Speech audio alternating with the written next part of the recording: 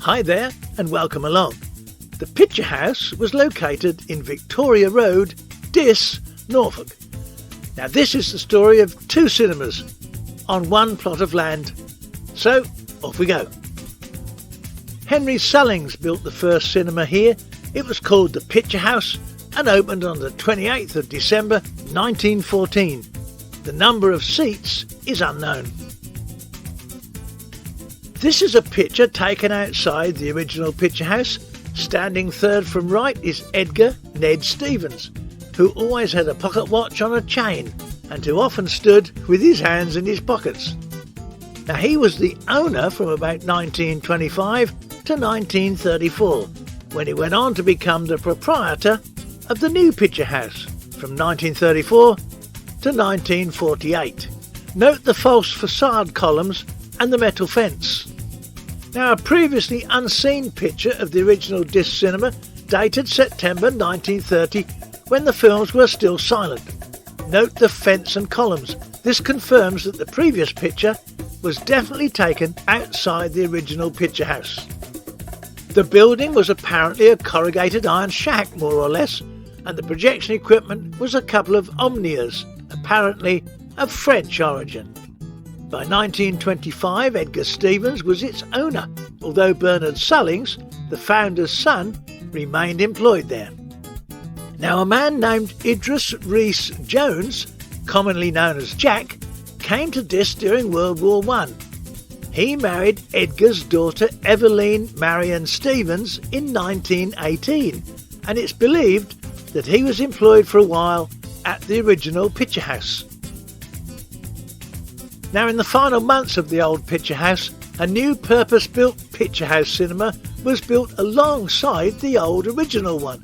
And here's a photo from Google Maps showing the site. The original Picture House closed on the 1st of September 1934 with Ivor Novello in Autumn Crocus. It was not demolished though until 1937. 2 days after the Picture House closed, the staff opened Edgar Stevens' new Picture House on the 3rd of September 1934. The opening film being Jesse Matthews in Evergreen. The projectors from the old cinema were taken away and stored in Rackham's Builder's Yard in DISS. Now unfortunately the yard caught fire and the projectors were in the middle of it. However, an enterprising young fellow named Sheldrake, who lived in DISS, rescued one of them and restored it to full working order. Now not only did he accomplish that, but he went on a step further and constructed a sound head for the machine. The fate of that projector though, sadly, is unknown.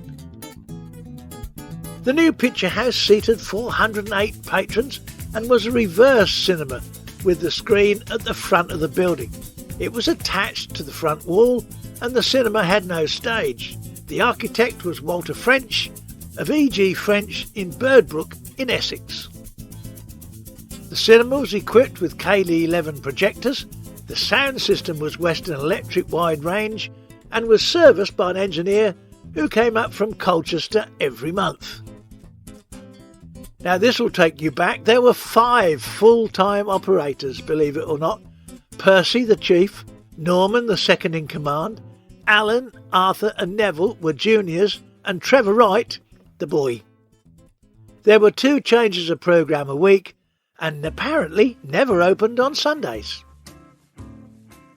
The manager was Bernard Sullings, son of the original owner of the original Picture House, as confirmed by the opening day programme, which we have images of for you now.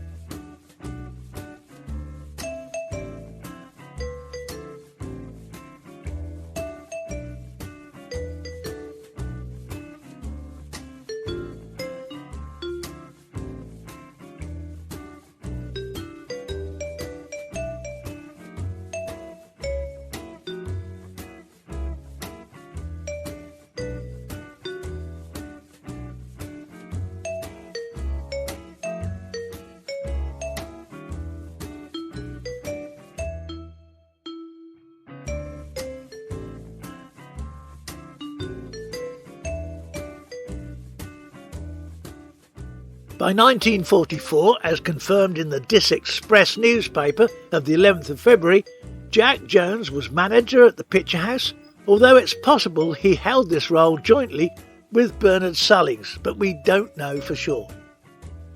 In 1948, Edgar Stevens passed away, and his son-in-law Jack Jones operated it for many years, although in 1971 the role had passed to a Mrs. Smith. An exciting time was had when CinemaScope was installed in 1953. After the cinema closed on the Saturday night, builders moved in and removed the old proscenium arch as such. A stage area was constructed slightly forward, and a Smith Harkner screen frame was installed, and to save on costs, manual masking was fitted. Trevor Wright recalls, the youngest and smallest projectionist had to go through a hole under the stage to hand crank the masking into position. A bell was then rung in the projection room to signal OK. This was all accomplished by the time we opened again on the Monday night. Every aspect ratio was catered for, 133, 175, 185, 235 and a narrower version of CinemaScope, Superscope, VistaVision also. When Anglia TV came to DISS in 1962, they interviewed Jack Jones. Filming was undertaken in front of the cinema building. Jack Jones used to have a long torch, a 5-battery job, and would whack you on the head if you were too noisy in the cinema. His German Shepherd dog was also produced in the auditorium if audiences were a little bit noisy. The favourite snacks for the kids in the cinema was pink popcorn and a Vimto. Oh, remember Vimtos? The bottles used to be rolled down the wooden floor to the front despite Jack Jones's best efforts to find the culprits. The bottles being ribbed created quite a racket. At one time the front of the building was given a facelift by installing green and black glass tiles. These were held in place by an adhesive and numerous studs which were embedded in the wall. With neon tubes of red and blue following the outline of the building, it looked really good at night. After a while, however, the sheer weight of the glass made the front unstable and the tiles began to slip off. Because of the hazard this caused, the front was stripped to make it safe. In 1963, WD Chitty Limited, Ford car dealership in DISS, received a message from Ford that the Carry On film, Carry On Cabby, was on general release, and it featured their newest car, the Cortina. In one scene, Hattie Jakes went into a Ford dealer and shocked them by buying 20 new Cortinas. Ford thought that their dealers ought to get some publicity from this film. The managing director of Chitty's agreed and gave Morris King, the general manager, the job. He took over the Picture House for the evening for a private free showing to invited customers and guests, preceded by drinks in the Chitty car premises, with the enthusiastic approval of Jack Jones. In the film, the new taxi Cortinas were driven by attractive young ladies wearing uniforms with short skirts, caps and boots. After a number of phone calls to various departments in the film industry, Morris managed to borrow enough of the original uniforms to fit out the girls to act as waitresses at the drinks party and then usherettes at the cinema for the film. But where to find the girls? He then talked to Ivan Underwood, a local photographer, who produced names and addresses of young ladies he'd recently photographed. They were contacted and jumped at the chance of wearing the real film uniforms, and the whole evening proved a talking point for months to come, Morris said. Well, in this picture, the girl on the left with the bottle is June Garman, aged 16. On the right, perhaps, Jackie Davis and Thelma, although we're not really sure. Right, here's a programme from 1969. In the DISS Town Guide of 1969 to 70, Jack Jones is listed as the Picture House manager, but by the time the 71-72 edition was published, the role had been taken on by a Mrs. Smith.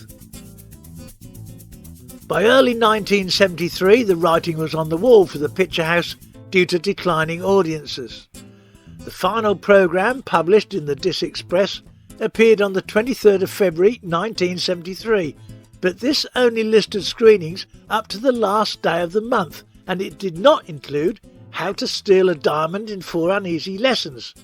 But this film was apparently screened on Thursday the 1st, Friday the 2nd and Saturday the 3rd of March 1973.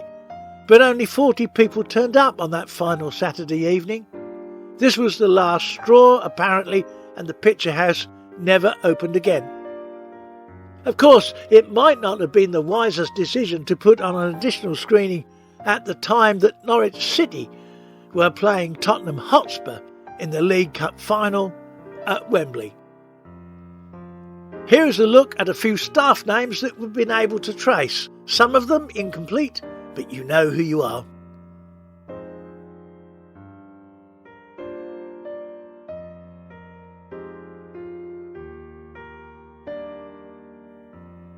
The council made overtures about buying the cinema, but they never did. It stood derelict for years, and after a few other uses, has been a huge electrical shop for many years.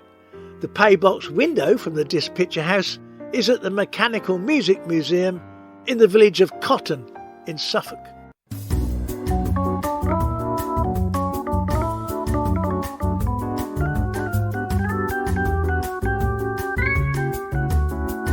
Well, that's it for this one. Really hope you enjoyed it. See you again soon. Till then, take care of yourselves. See you soon. Ta-ta.